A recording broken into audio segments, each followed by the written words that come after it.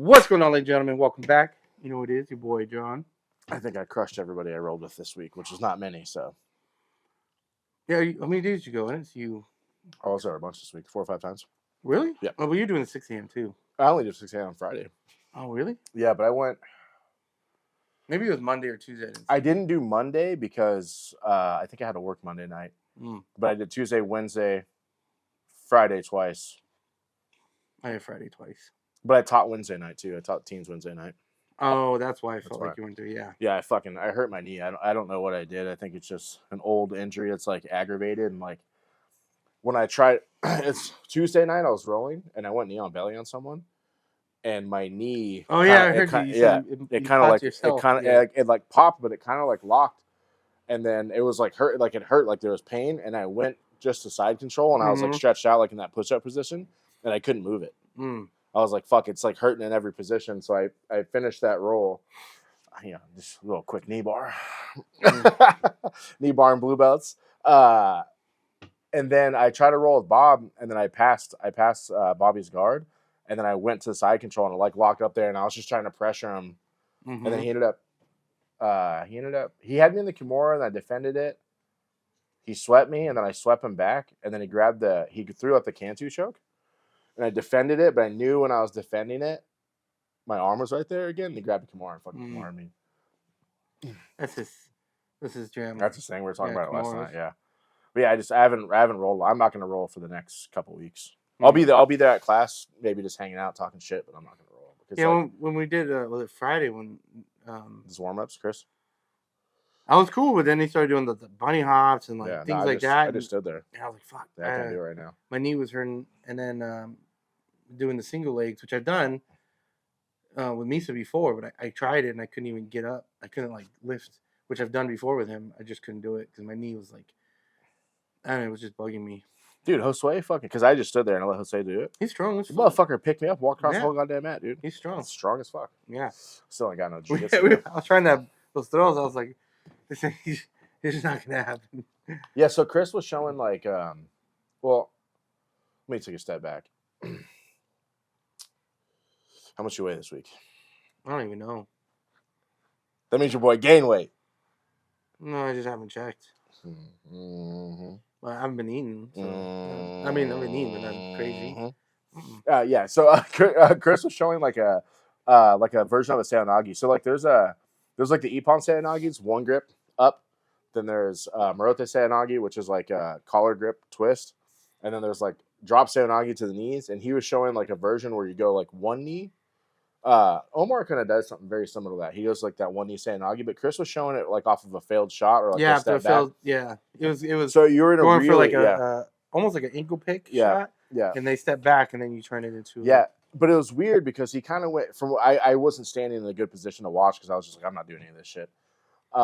He went like Sode grip, which is like arm across the neck, which he did like a version of like the Sode and the Seonagi. It was weird. It was a weird throw he was doing. It was definitely effective, but he wasn't showing that you need to get lower under their hips. Yeah, because the thing like Chris is an amazing teacher, but he's like people are talking and he's just trying to talk over him. Like if I like tell him to shut up. Yeah, luckily like when I teach, there's only a couple people there, so like everyone, if people are talking, if people are talking, I'm like, yo, all right, be quiet. Let me show you what I'm talking about. Dude, this fucking 6 a.m. we had fucking 12 people there. That's a lot of people. Friday morning, 6 a.m. Come get to work. If you want to work, for 6 a.m. That's 12 people. I'm trying to get it. I'm trying to grow it. I'm trying to grow it to the point where I just teach every 6 a.m. every day. So we get 10, 12 people on it every day. Because it's disheartening when you show up and there's just one person. You're like, fuck, what are we gonna do with one person? You know what I mean? I can't show you anything. We can just talk about stuff. You can drill. Well, yeah, some people are hard to drill with, so just True. Yeah. It was pretty good. I mean, I had a pretty good week until my knee just started bothering me. But it's funny. Like Misa came over yesterday, and we were Friday. He came over Friday before class. So I only went to class on Friday because I was supposed to teach teens, but Danny showed up, so he ended up teaching them because he's kind of like the teens coach right now. Ayada? Yeah. How do you pronounce it? I think it's ALD. ALD. Yeah. So he's teaching teens too. I'm teaching Fridays from now on teens. But so I only showed up just because of that because my knee was bothering me. But before that, Misa was at the house, And I was showing him like a couple different movements, and it was in the morning after I taught, and then my knee just flared up. I had to drive to LA. The whole time my knee was nagging me. I was like having to move from my tippy toes to my heels and shit. I went to the 10 a.m. Friday? Yeah, and I had no problem. Like, it wasn't bugging me at all, but then, like, during the 6 p.m. or 6, whatever, the evening class, 6:30, like, it started, like, bugging me. And I could tell, like, it was, like, one of those where I know if I could try to go push through it, but it was just going to get worse if I didn't just, like, chill. So I did as much of the warm-ups other than, like, the jumping stuff that caused my knee to hurt. Well, I think this time I'm just going to listen to my body and actually take a rest. Like, I want to go. I want to be there. I want to see what's going on. But I'm going to not. I'm not going to train. Like, I trained on Friday a little bit more than I should have. Because there was that real tall white belt dude there. He's done a lot of, like, combat sports and shit. So I just kind of wanted to see what he had. Oh, is he? Yeah, he did, like, Muay Thai. He said he did Muay Thai, boxing, and Jiu-Jitsu, but no-gi mostly. And I just wanted to see what he would do. And he's pretty solid. He's got a good fundamental. He's, obviously missing the details. He was trying to do that throw on Misa. Yeah. But we were kind of like, too tall. Yeah, we were like, you're a little too tall for that. He can't get below his hips. Shoulder throws and hip throws won't be for him. It would be like, I don't even know what they call them, but they'd be like Uchimata, Soda, or Soda would actually be, if he could lift on the Soda, it'd be nuts. But like Uchimata, Taitoshi, a lot of foot sweeps, that'd be good for him for throws. Even wrestling's going to be hard for him because he's going to have to get down, right? That dude should just play guard. Well, he can just stuff. I mean, he can stuff things by dropping his hands like this and catching there. But if he's faster than everybody, yeah. But you're just so big, he's got to close so much distance. Yeah, we'll just drop his weight. Yeah. But yeah, I had a good week. I got a lot of rolls in.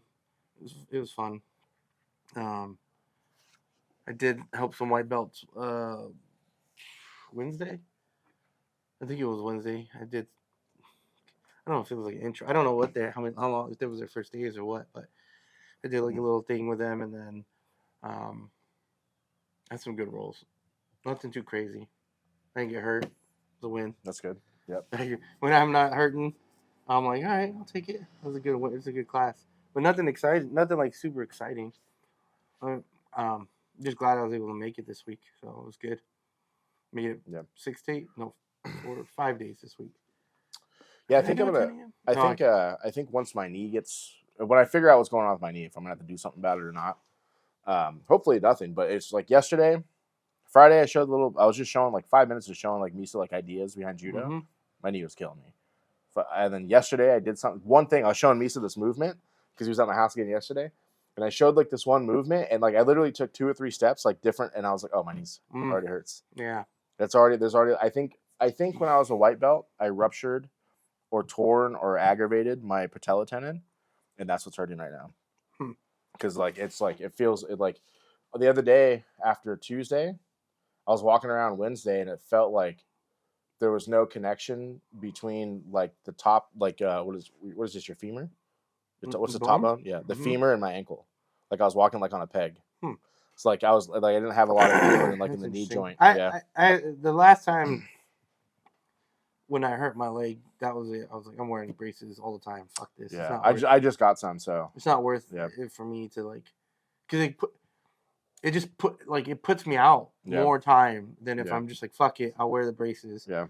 And then roll with them, and then versus like I roll a month or 2, no problems, and then boom, and then I'm out fucking 3 weeks because I didn't wear braces. So it's like I'll just wear them. So I was rolling with somebody, and he was like, he's like, is that a knee brace? And I was like, yeah. He's like, damn. I was like, he's like, I thought your leg was just super hard. I was like, no. He's like, not only is it one knee brace, but it's 2 knee braces. Well, I use 2 different types. So on my left knee, which is pretty bad, I have a heavy duty knee brace, but it doesn't like. Your mic's falling off. It doesn't like restrict my movement or anything like that. The only key is like I don't go for like triangles or things like that. First of all, motherfucker, you're in a triangle, nobody. I've been triangling. You triangle your kids? It's a triangle, right? Hey. Triangle is a triangle. You ain't wrong, dog. But I don't normally go for it with that leg because it is harder. Or if I'm doing something, I can't even do it that way. Well, if I'm gonna do something, I'm super careful that I don't like. Even when I'm going for that Kimura, the north-south Kimura. Oh yeah. Like if they're facing this way, I won't squeeze because I know my brace is there. And so yeah, you don't like want to grind on their face. Yeah, but if they're facing the other way, I'm like, all right, now I can squeeze. So I do have to take a lot of consideration. Just not because you're neat, because you don't want to grind the brace into somebody. Because it's metal. Yeah, that makes sense. Yeah. So I don't want to be an asshole with it. So, but don't you wear wraps and then put the braces over them? I do. Yeah. I learned that from Omar. Oh, but I'm saying you got 2 braces on. Well, that's what I was saying. Yeah. But they make the knee brace feel more comfortable. Just get hurt like the rest of us. Just get hurt. Just be a man, hurt. Then when I compete, I get like really tight wraps. So I wrap them and then pull that shit over it. I bought some of those, like that brand Copper Fit or whatever. Yes. I bought like just some Copper Fit thin sleeves. ones. Yeah, but they stretch easy. But these ones have bands on them. Oh. So they were $20 for 2 of them. So I was like, let me try this out, see what's up. But I'm gonna order some of those. I'm gonna order one of those Anaconda ones. I think those ones I get from Costco. Yeah, they have them at Costco. Yeah, but they were on Amazon. I get it was like 2. Boys, it was like 2 for $20. But I'm gonna get one of those Anaconda ones. But I wanted something for last week, so I just ordered those on Amazon because the Anaconda ones you got to buy from them. So I'm sure it's like a week to get one. I have some like that. I didn't really like them. They didn't. The ones I got are like. Were they like Amazon ones? Because I almost I almost bought like the Amazon version too, but I was like, they're not that much. They're not expensive. They're like $40. I'm gonna pull mine out since we're just here. Yeah. They're only like $40 for those Anaconda ones, and they're doing ads for them, but like those guys from B Team swear by them. They're probably getting paid. They are. So they're getting paid. I'd have very little. I'm very skeptical when it comes to see the thing I like about I don't want to touch these. These are. Too much. I watched them. Yeah, I do, but I haven't watched them since the last few times. Yeah. So, but these are the heavy duty ones, and they have like a solid brace right here, and then these. Let me see this one. They're very loose, but they still have a little bit of support. Brace, yeah. They still have these ones. Still have a little bit of support. This is my what I need. This is my what I need. So this is what I used to wear. I used to wear one like this. This is like if you were to cut these out, it's like a braided piece of metal that's in there. Yeah. This is like what I used to wear. So that's why I wear my right leg because it's not horrible, but my left knee's bad, so I wear these. And this thing is amazing. Where'd you get these from? Dick's. These are from Shock. These are from Dr. Brand? Yeah, Dr. Shock. Yeah. And these are the higher level ones. Yeah. So they have like level 1, level 2, level 3, whatever. So these are their top level. So these are like 870s. See, that's where it comes in. And these are 872s. Yeah, that's just they're not cheap, but it's so much commitment just to put that on. It takes me like 5 minutes. Yeah, that's 5 minutes. I ain't got 5 minutes, dog. I still get ready an hour before class. I have to start Well, you leave. Yeah. But the gym's 5 minutes for me, but I start getting ready an hour before class. Oh yeah. Yeah, I'm about the same. Like getting my water, getting everything ready. I don't even bring water anymore. I don't even end up drinking it all right now. In the summertime, it's when I go to winter. I want to push it. I like to push it. Like I've never I stopped drinking water when we trained because one of the tournaments I did, I drank I was like dying, and I drank a bunch of water, and I was gonna throw. I was on this. It was at World League. I'm gonna sit on the side at World League. Remember the one that was in the first one in San Diego that was at the Nazarene College. Mm-hmm. I was on the side like trying not to throw up because I drank too much water. So like now, like if I'm really pushing it in class, which you never get to push it as hard as you do in a tournament, but if I'm really pushing it, I focus on the side, just like trying to take a breath rather than like using the water to try to help.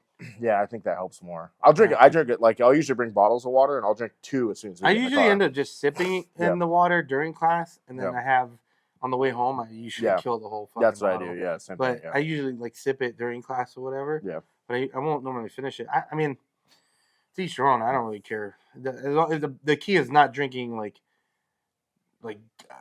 just downing all the water in between rolls, and it's just get enough, get your mouth wet, get rid of the thirst. But that's hard to do when you're semi panicking. I mean, I'm sure it would have been better as I got better at doing jiu-jitsu if I would have kept with it, but I just don't even bring it anymore. Even when I used to bring it all the time, I'd never even drink it. I'd just bring it to make sure Brianna had some because she brings water too, but I'd mostly bring it to make sure she had one. Yeah. I don't think I've ever like gone in between a match and been like down a bunch of water in a tournament. So I just not had that problem. But I mean, I can understand it a bit why you doing it because it can definitely make you feel like crap if you drink too much in between a roll. Water's comfort, dude. Huh? Water is comfort. You have to be comfort in the uncomfort. I've been listening to Hickson's new book. I got to get that one. Is it good? It's pretty good. He talks about having Parkinson's a lot in it, right? So I mean, I haven't finished it. I'm only like maybe an hour and a half into it. But like he talked a little bit about that. He talks a little bit about it's a lot more on the philosophical side of things, and how he's changed from when he was younger to now that he's older, like how he approaches training. Yeah, like he used to want to like train killers and stuff like that, where now he's like he wants to help people that need help, that aren't, like confident. It's not about building world champions. It's about it's about mindset, having jiu-jitsu help people and helping them build their confidence. So he's got some stories in there. It's been good. I mean, I've enjoyed it so far. I want to get it. I really like the first one. Yeah, the first one. The first one was like a historical kind of recount. That was good. This one's a bit different, but it's still really good. I want to get it for sure.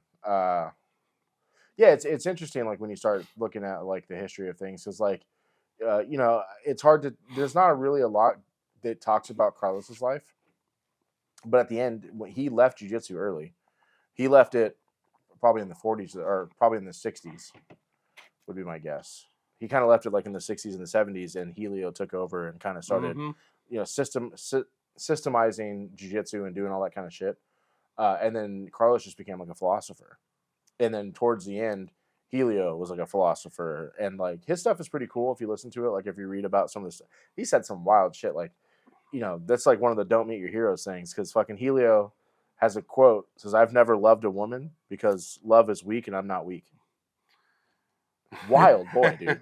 Wild boy. That fool had like 10 kids. Well, he talks about he's a polygamist. No, not a polygamist. That's what he said in the book. Yeah, who was? That he was a polygamist. Helio? Yeah. Yeah. Multiple wives? Yeah. Oh yeah, he was. Sorry, yes, yeah, he was, because he had like 30 kids or some shit like that. Like, Helio? Yeah, he said he had. No. Well, between him and his brother, they had like 30. Yeah, kids. Yeah. Well, the crazy thing is that like the original the original champion of the family was Hoxton. Holes. Or Holes. Yeah. Holes is not Helio's son. That's Carlos' son. Yeah, and he died. Yeah, but Helio raised him. Yeah, they were like trading kids. Yeah, they didn't have that bond. Yeah. Helio raised him. Yeah, it's crazy to think about that shit. It's funny because like Helio, if you listen to the stories that we've heard, Helio is the line of jiu-jitsu. People say like I'm from the Carlos side. The Carlos side doesn't exist because he stopped. I don't think Carlos gave anyone a black belt. He had to have given someone a black belt. I don't think so. Well, not none of the people that we know of. Oh. Like, there's a couple older guys that have like their own like lineage that were around the same time as Carlos. Like those are the guys that he was like around with. But I don't think anybody modern got their. They also talk about what's his name, Lamaus? From Hawaii? Yeah. Yeah. Is it Lamaus? Lamau. He's Lemon.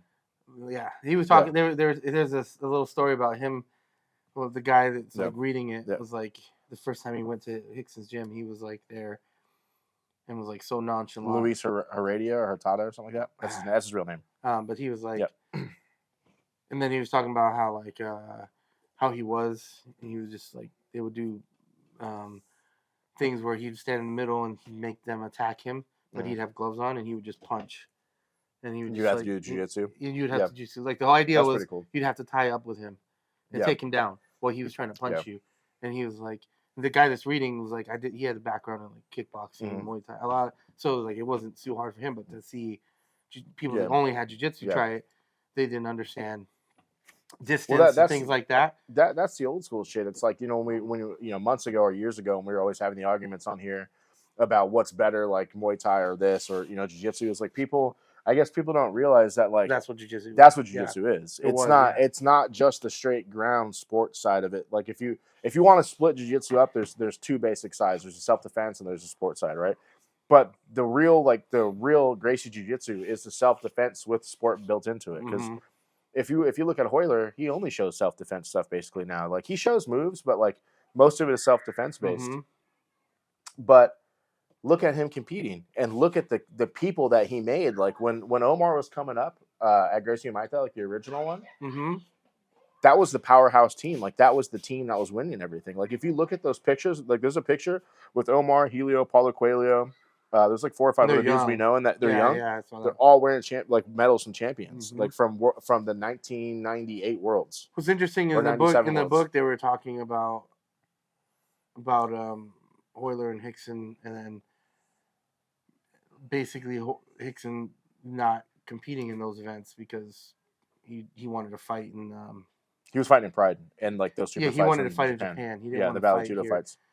But how, Japan was paying him. But how both of them were basically like Hickson was better. Like he was always better than them. I don't think there's any doubt really about that. Yeah, but that's what I'm saying. Yeah. These guys can win in and won these things. Yeah. But then Hickson was even better. Yeah. Like he would. I'm wondering if. But also Hickson was old. I'm curious if he was the Gordon of his time. You know, like he's the Gordon of every time. Of everything. Yeah. Yeah.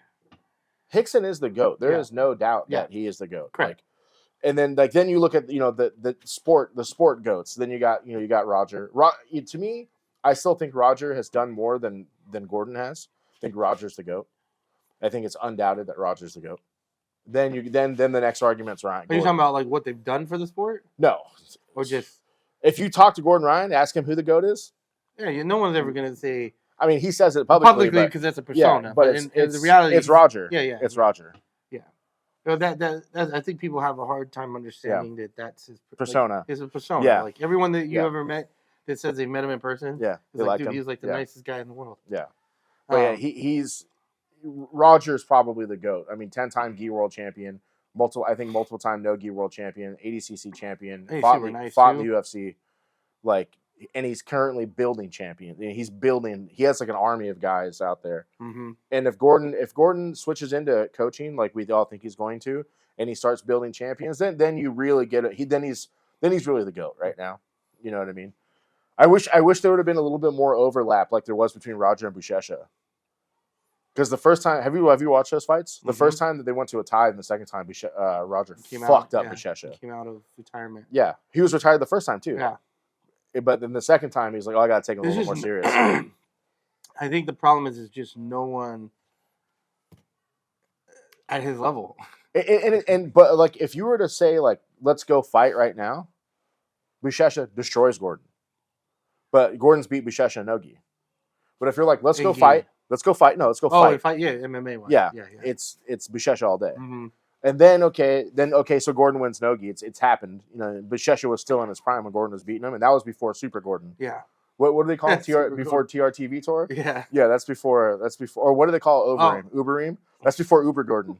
Uber Gordon. And then, but if you put Buchecha in a gi right now, which I don't think he trains gi, and you put Gordon in a gi right now, Buchecha destroys Gordon. I think most world, like Victor Hugo versus Gordon no gi, Gordon wins. Victor Hugo versus Gordon in a gi, Victor Hugo wins. Yeah. Same with Marigali. I just don't think. Marigali would beat probably Gordon as well. He started with the gi. I think he did a little bit up till purple. I think. Yeah, I know Craig did up till purple, but I don't think he's had enough of it to compete at that level in the gi. Would he beat a hobbyist black belt? 100%. Yeah, he's beating us for sure. Yeah, he's beating hobbyist black belts in a gi all day. But when you talk world, the top cream of the crop, he's not going to beat them in the gi, I don't think. Yeah, Marigali gives him problems. Victor Hugo probably gives him problems. Kynan Dorch gives him problems. Yeah. Tynan, I think, is just a little bit too small. Yeah. But Tynan's, what was he, 190 at that fight?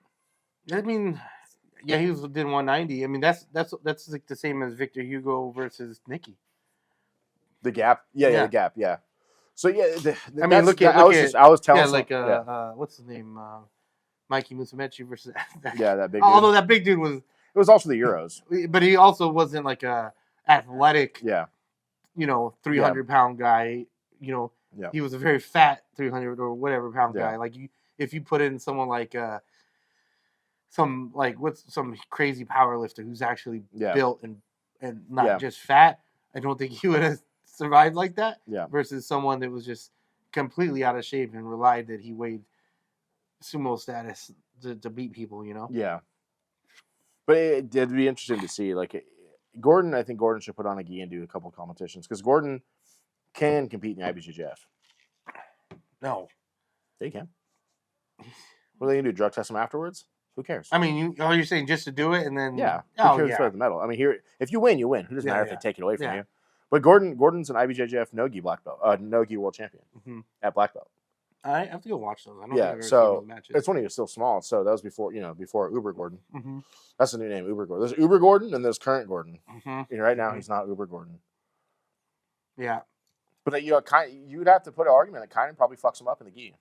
I think he'd be able to handle that. It's just, again, he hasn't trained in the gi in so long, so it is almost like in two different sports. Yeah. A lot of stuff crosses over, of course, but the fact that the gi you can slow the game down. Yeah. You can prevent certain things that you can't prevent in the gi. You don't get sweaty. You don't get slippery. I mean, you get sweaty, but you don't get slippery. Yeah. And that's where you look at guys like Rafa Mendez. Savage no-gi competitor, also savage gi competitor. And at the time when there really wasn't no gi, like when it wasn't as popular as it was, and he was, out there smashing everyone in both. Yeah, that's why those guys should be higher up on. I mean, obviously Rafa and Gi are getting a lot of shine right now because of how good AOJ is. But I mean, Rafa's a savage dude, both. And have you seen that video? It was going around like a month ago of like Rafa's like, I'm just gonna armbar everybody on the right side. No, and he's doing wild shit, dude. Like. He has a dude's coming up from the dogfight, and they end up like face to face, and dude just got his arm up. He jumps over his back and pulls him down, and armbars him. It's crazy. Like he does it like he's just going just like it's a clip, and it's like arm like right side armbar, right side, and he's like from crazy positions. And people were like, "So are you working on that?" He's like, "No, I just came in today and said I wanted right side armbar everybody." Something I found. I don't know if I can find it, but I was watching this Instagram clip, and this video came up about jiu-jitsu. It is like a little mini documentary about jiu-jitsu during the pandemic. And they're talking to like Keenan, they're talking to like all these guys. And it was like May 2020. Everything's in lockdown. Yep. And they're going to like all these gyms. What's the guy that runs? Is it Six Flags? No, Sanji. We're Checkmat. It might be Checkmat. Lucas or Roberto or no, what's his name? The other one. So Lucas is like one of the main coaches, but he's not. The actual head is Adolfo Vieira from Checkmat. Oh, here it is. Yeah, Checkmat leader, founder Leo. Adolfo. Oh, Leo Vieira. Sorry, Leo. Yeah. So it's called Non-Essential. Oh, I've seen that. It was I've seen that. Yeah. I happened to run across it on the Instagram post, and I was like, "Oh, where's this from?" Yeah. And I started watching it. I recommend it. It's really interesting because it talks. It's about jiu-jitsu, but it talks about the impact of COVID on the shutdown on jiu-jitsu, and not just on jiu-jitsu. On like a lot of it talks about like one of the professors was saying, look, like he was like, this is a big thing. Like he's like a lot of people they're like, oh, I just don't get to train. He's like, I don't get to see my dad. He's like, my dad has lung problems.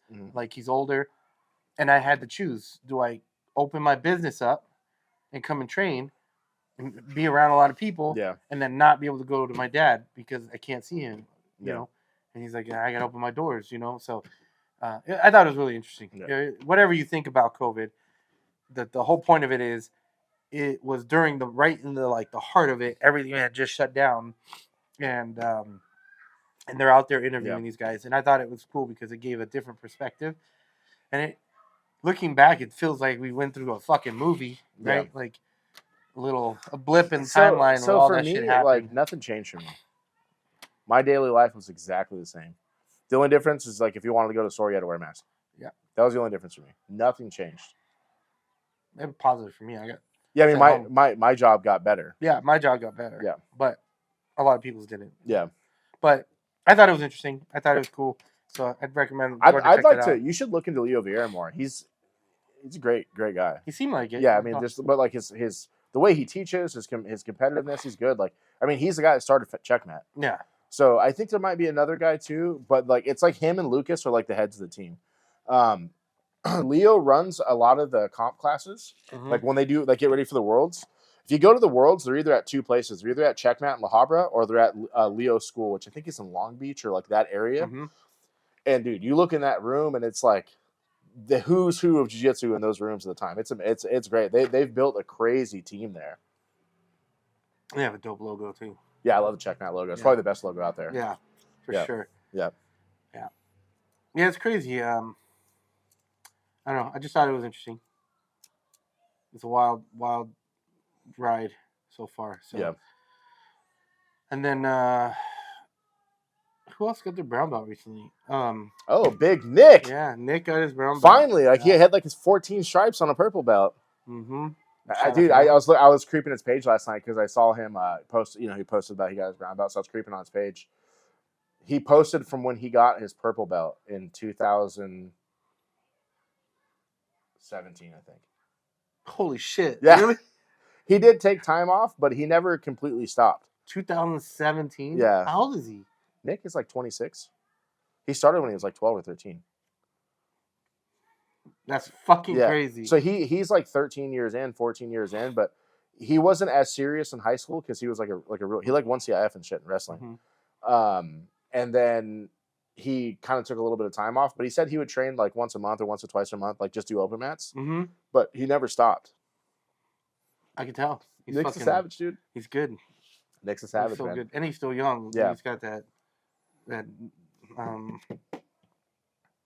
energy that just keeps moving. No disrespect to Nick though, but more importantly, this week, Roger got his black belt. You know what's funny? Nice. So somehow I ended up sitting. Somehow the line moved, and I'm sitting right behind Roger. No, we were right next to each other. And I was like, what's up? You were just saying, I was like, what's up? When's your fucking black belt coming? And then literally Omar was like, Roger, and I was like, what the fuck? Yeah, as deserving as it gets for a black belt, you know what I mean? Like, it's savage. Yeah, he's so good. He definitely deserved it. Yeah. He said he's been working on the triangle defense too. He had a good speech. Yeah. He's the only one that did a speech. It's funny. Yeah. And I like the idea of people getting the opportunity if they want to. Yeah. It's a long journey for some people. Yeah, Carol got promoted. Her first stripe. Jonah got Professor Bars. Your boy Richard was ducking me too. His Professor Stripes. Yeah. It's funny because he must listen to this a little bit because I'm always like, "Where's your boy at?" And that's the first time I've ever seen him on the mat. And like when I was leaving, I looked up at him. He looked at me and he gave me a heads up. I was like, "What's up, dog? Why are you running for me, homie? Why are you running?" Yeah, I like him. Yeah. And then Efren got his brown belt too. Efren, yep. Yeah. Dude, I don't think I ever saw him in a blue belt. I did. Did you? Okay. I remember him always being a purple belt. I don't remember now that I think back about it. Maybe, but I can't ever remember seeing him in a blue belt. He's good though. He's strong as fuck, dude. For his size. Yeah. He's small. Well, he's a fucking fireman or something fire captain. Yeah. Whatever. Yeah. So he's got to be able to keep up. Yeah. He was saying because he took some time off and then he's just starting to come back again. He was going for a while. Yeah. Remember, he blew his knee out at that comp. At the competition. Yep. And then he took a lot of time off. I think he had to have surgery or something, and then he fixed it. And then he came back for a while.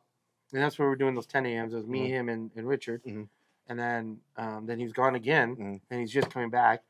And we were talking about how, like, because I was like, hey, I mean, your job is demanding. Like, you have to stay fit. Yeah.